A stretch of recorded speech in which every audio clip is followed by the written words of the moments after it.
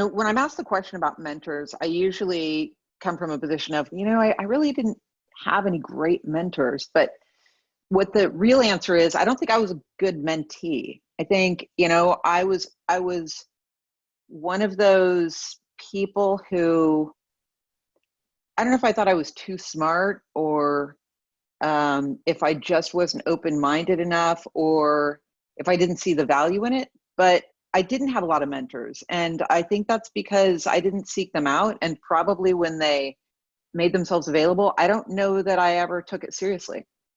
Okay. So what advice do you have? I mean, where do you want to go with this? Yeah. Yeah. I don't want to take you off your train of thought.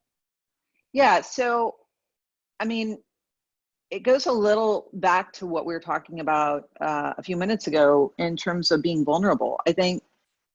I don't know if it was an era or if it was just the type of person I was, but I think it's really important to be comfortable not knowing stuff. And I think it was later in life for me, probably in my mid to late 30s, before I started realizing that saying I didn't know something or asking for help was actually a character strength and not a character flaw. Why is it? And why is it a strength? It's a strength because, well, first of all, because you don't know everything. There's so much you don't know. And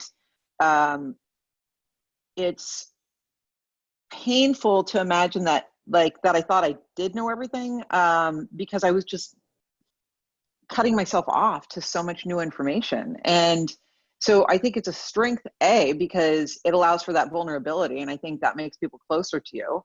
But B, because it just puts you in a perceptive mode where you're willing to take in information. And that's so incredibly powerful. Mm-hmm.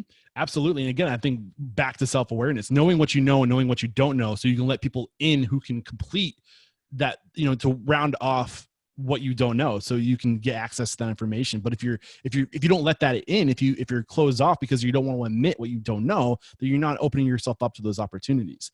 And like you said, like one of the things that I used to be like with the podcast, and I thought that by starting the podcast, I'd get access to all this information and I would just know so much. And the truth is, the more that I've learned, the more that I realize I don't know shit. And yeah. Yes. like anxiety for a while. Yes. That it's okay not to know. Yeah. Yeah. Get into why that's okay. Well, I think you already explained it, Yeah, I don't know why we ever thought it wasn't okay. I don't know where many of us get this idea that we're supposed to know everything. Like, I just don't even know where that comes from. I don't even know. I think, social norms, maybe, like, I don't know, like maybe it was so important to not break out of the pack because get along with others. I don't know, but we evolved it as humans. This is something that is inherently in a lot of us, right? So there should have been some kind of evolutionary benefit to, not showing your hand, right? Yeah. I think, God, I don't know. It's like, on one hand, there's some social status associated with knowing some things. So I think it's like, yeah, it's good to know some things. But somehow that got like mutated into like, you should know everything. Right. And I think it's illogical and it's untrue. So, I think the healthier version would be, there's some things I know a lot about. There are more things I don't know much about. There's some things I know nothing about.